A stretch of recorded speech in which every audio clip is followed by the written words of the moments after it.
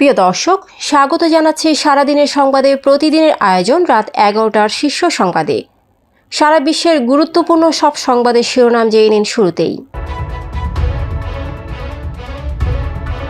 প্রথমবার বৈঠকে বসছেন ডক্টর মোহাম্মদ ইউনূস ও নরেন্দ্র মোদি। 2026 সালের 30 জুনের মধ্যে জাতীয় নির্বাচন অনুষ্ঠিত হবে বললেন প্রেস সচিব। শেখ হাসিনার মামলার খসড়া তদন্ত রিপোর্ট পেয়েছে প্রসিকিউশন। রোহিঙ্গাদের জন্য 17,000 টন খাদ্য সহায়তা পাঠিয়েছে যুক্তরাষ্ট্র। ফাঁকা সড়কে বেপরোয়া গতি, ঈদের ছুটিতে নিহত 46।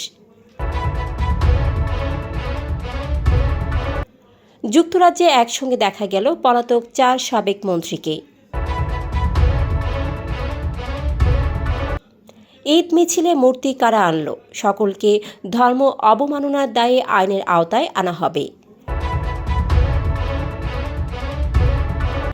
কাশ্মীর সীমান্তে পাকিস্তান ও ভারতীয় সেনাদের গোলাগুলি, উত্তেজনা।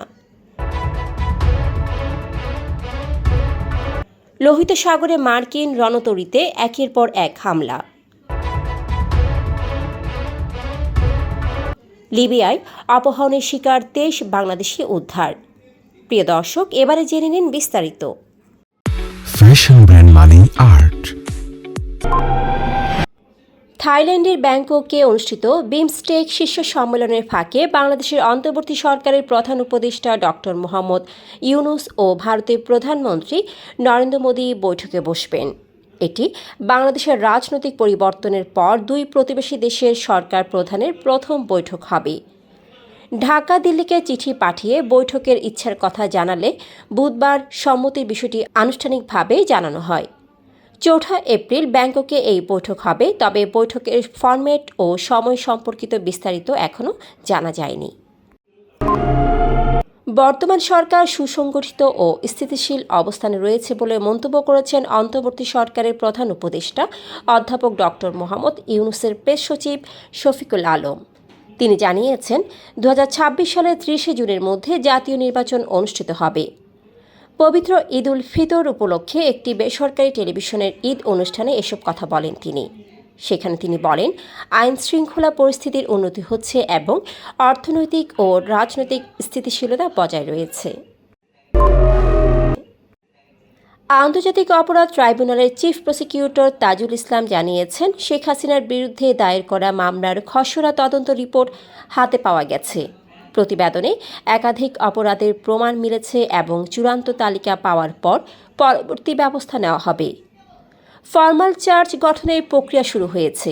27 মার্চ তিনি জানিয়েছিলেন, 5 আগস্ট চানখারপুলে 5 জনকে গুলি করে হত্যার অভিযোগে মানবতাবিরোধী অপরাধের মামলার খসড়া প্রতিবেদন প্রস্তুত করা হয়েছে, যা ঈদের পর ট্রাইব্যুনালে জমা দেওয়া হবে। মিয়ানমার থেকে পালিয়ে বাংলাদেশে আশ্রয় নেওয়া রোহিঙ্গাদের জন্য যুক্তরাষ্ট্র 17,000 মেট্রিক টন খাদ্য সহায়তা পাঠিয়েছে, যা চট্টগ্রাম বন্দরে পৌঁছেছে। মার্কিন দূতাবাস জানিয়েছে, এই খাদ্য মার্কিন কৃষকদের উৎপাদিত এবং বিশ্ব খাদ্য কর্মসূচির মাধ্যমে 10 লাখ রোহিঙ্গার মধ্যে বিতরণ করা হবে। যুক্তরাষ্ট্র রোহিঙ্গাদের জন্য ধারাবাহিক সহায়তা প্রদান করছে এবং অন্যান্য দাতা ও আন্তর্জাতিক অংশীদারদেরও অবদান রাখার আহ্বান জানিয়েছে। ঈদের ছুটিতে সড়ক ফাঁকা থাকলেও সড়ক দুর্ঘটনায় 4 দিনে 46 জন নিহত ও 57 জন আহত হয়েছেন। সবচেয়ে বড় দুর্ঘটনা চট্টগ্রামের লোহাগাড়ায়, যেখানে 10 জন নিহত হন।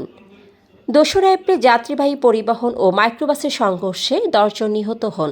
এছাড়া 1 এপ্রিল মাদারীপুরে 4 যুবক, রংপুরে 2 তরুণ, ঢাকায় বাসের ধাক্কায় 1 জন এবং কুমিল্লায় বাস দুর্ঘটনায় 3 জন নিহত হন। 31 মার্চ চট্টগ্রামে 5 জন, গাজীপুরে 2 জন, পিরোজপুরে 1 জন, কিশোরগঞ্জে 2 জন, নাটোরে 1 জন, মেহেরপুরে 3 জন, ময়মনসিংহে 2 কিশোর, মৌলভীবাজারে 1 জন এবং সিরাজগঞ্জে 1 জন নিহত হন। 30 মার্চ গাজীপুরে 4 জন নিহত ও 5 জন আহত হন।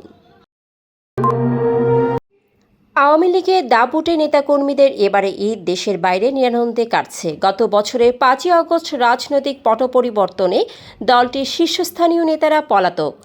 যুক্তরাজ্যে পালিয়ে যাওয়া সাবেক 4 মন্ত্রী 1 এপ্রিল একই ফ্রেমে ঈদ করেছেন। তারা হলেন আব্দুর রহমান, ডক্টর হাসান মাহমুদ, খালিদ মাহমুদ চৌধুরী এবং Shafiqur Rahman Chowdhury.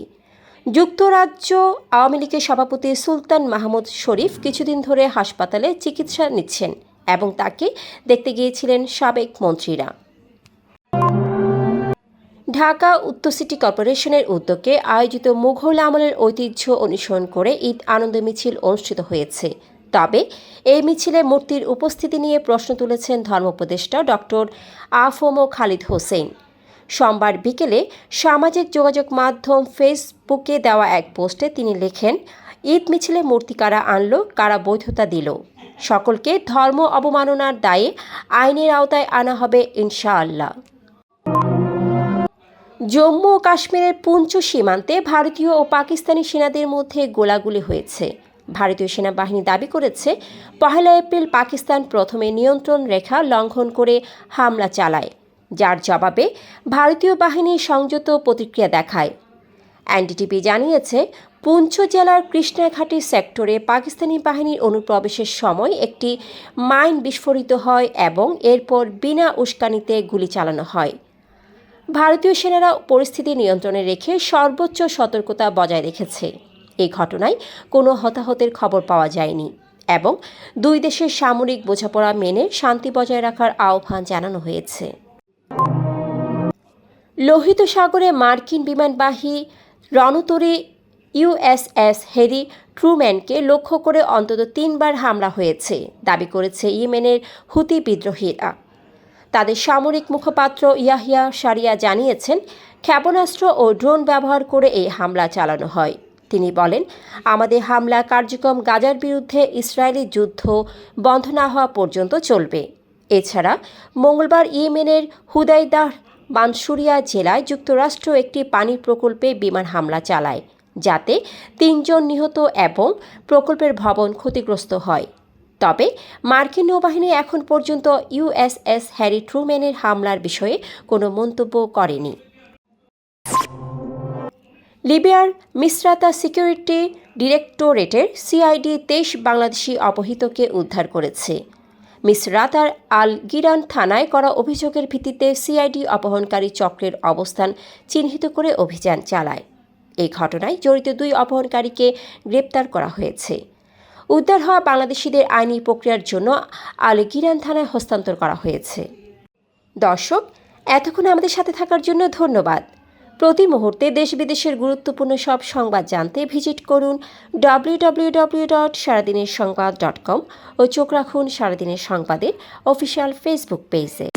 Fashion brand Mani Art, men's, ladies and kids wear.